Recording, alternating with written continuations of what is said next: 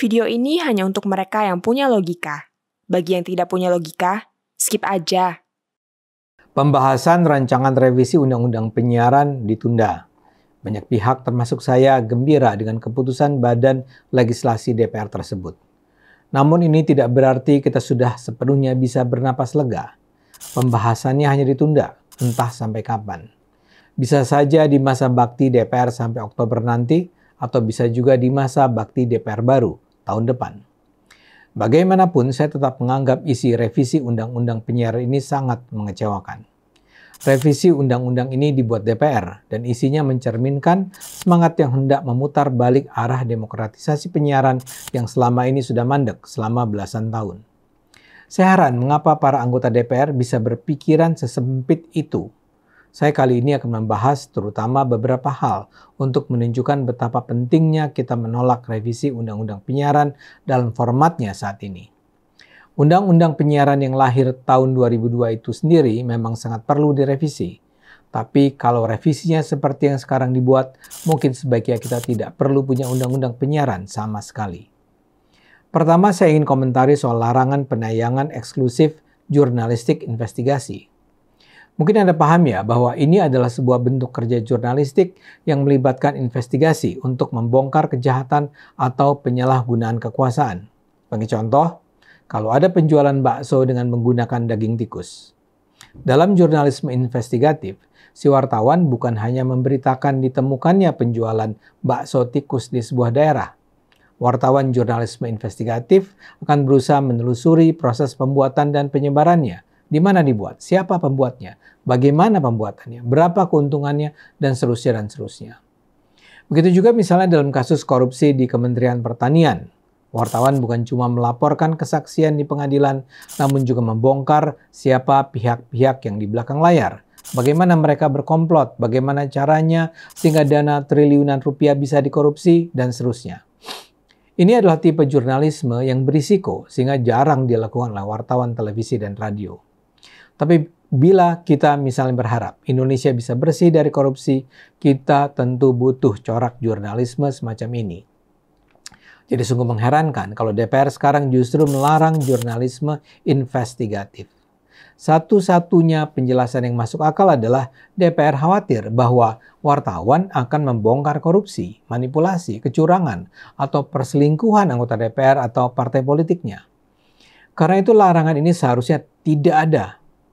Juga dalam revisi Undang-Undang Penyiaran ini ada larangan siaran yang mengandung berita bohong, fitnah, penghinaan, pencemaran nama baik, penodaan agama, kekerasan, dan radikalisme terorisme.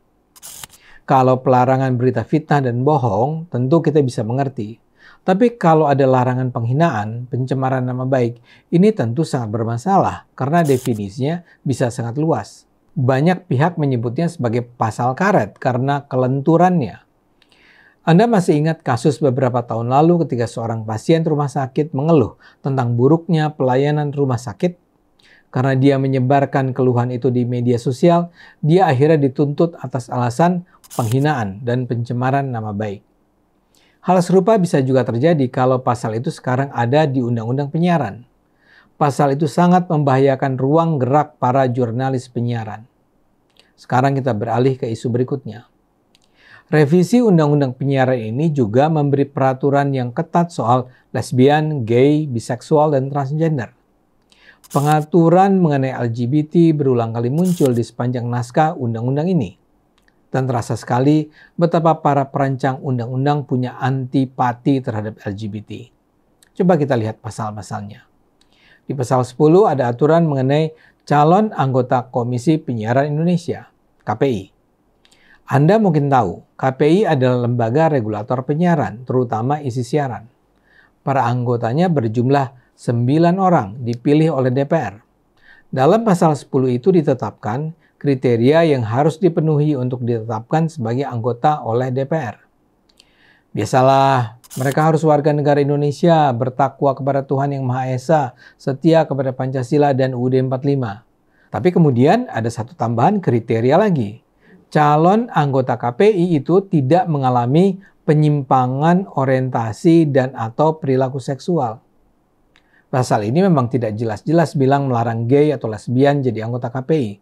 Tapi siapapun paham bahwa yang dimaksud penyimpangan orientasi seksual adalah LGBT. Siapapun paham bahwa si penulis undang-undang menganggap orientasi seksual yang benar adalah heteroseksual atau straight, sementara yang menyimpang adalah homo dan lesbian. Ini tentu saja adalah persoalan serius. Untuk waktu yang lama, homoseksualitas memang dikategorikan sebagai gangguan jiwa atau penyimpangan seksual. Namun saat ini, cara pandang itu sudah ditinggalkan. Penghapusan paham homoseksualitas sebagai gangguan jiwa atau penyimpangan orientasi seksual diputuskan oleh Organisasi Kesehatan Dunia WHO pada 17 Mei 1990. Ini pun sudah diadopsi dalam buku Pedoman Penggolongan dan Diagnosis Gangguan Jiwa yang dikeluarkan Kemenkes Indonesia sejak 1992. Homoseksualitas dan heteroseksualitas kini diakui sebagai bagian dari identitas diri seseorang. Orientasi seksual sekarang diakui sebagai hak asasi seseorang.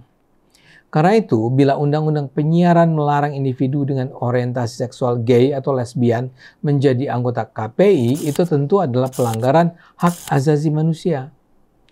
Dan sekarang coba kita pikir, apakah orientasi seksual itu akan berpengaruh terhadap kinerja seseorang anggota KPI untuk melayani kepentingan publik?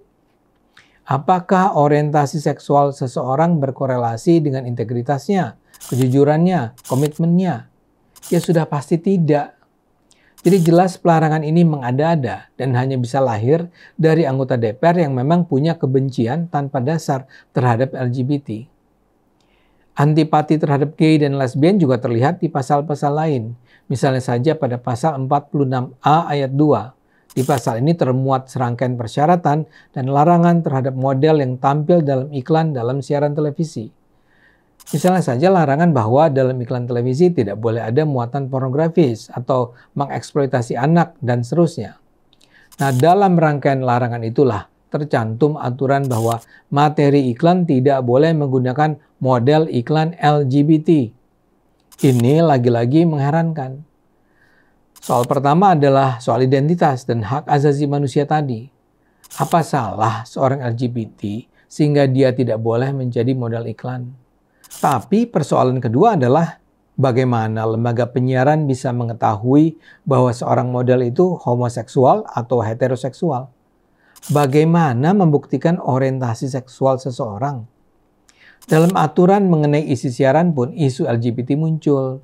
Ini terlihat di pasal 50B. Di situ dikatakan bahwa diperlukan adanya larangan terhadap penayangan isi siaran dan konten siaran yang menyajikan perilaku lesbian, homoseksual, biseksual, dan transgender. Penafsiran terhadap bunyi pasal ini sebenarnya nggak mudah.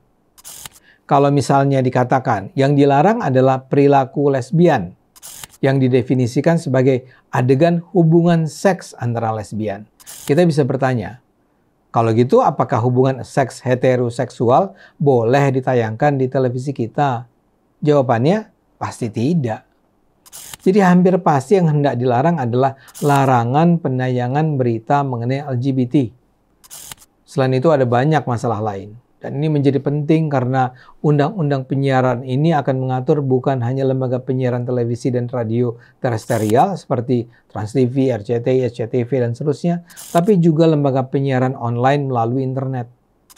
Dengan kata lain, kalau Anda tergabung dalam lembaga penyiaran online, kalau Anda adalah YouTuber, podcaster, Anda juga harus tunduk pada aturan-aturan tersebut. Dalam RUU ini, Komisi Penyiaran Indonesia punya kewenangan yang luas untuk mengatur kehidupan para lembaga penyiaran. Misalnya saja dikatakan, KPI mengeluarkan tanda lulus kelayakan isi siaran. Ini dengan sendirinya berarti terhadap setiap program siaran harus terdapat tanda lulus kelayakan isi siaran. Dan siapa yang berhak mengeluarkan tanda lulus itu? Ya KPI lah. KPI sangat berperan dalam mengatur dan mengawasi isi siaran. Mereka menetapkan standar isi siaran. KPI bahkan diberi otoritas untuk mengawasi dan mengaudit pelaksanaan rating yang dilakukan selama ini oleh Nielsen. Karena itu saya bergembira bahwa pembahasan RUU tersebut sekarang ditunda. Tapi mudah-mudahan saja para anggota DPR tidak berkeras, revisi ini bisa diselesaikan dalam masa bakti mereka sekarang. Pembahasan draft ini harus dilakukan secara sangat seksama, secara matang. Dan ini nampaknya baru bisa dilakukan setelah para anggota DPR baru yang terpilih dalam Pileg 2024 mulai bekerja. Ayo gunakan akal sehat, karena hanya kalau kita gunakan akal sehat, Indonesia akan selamat.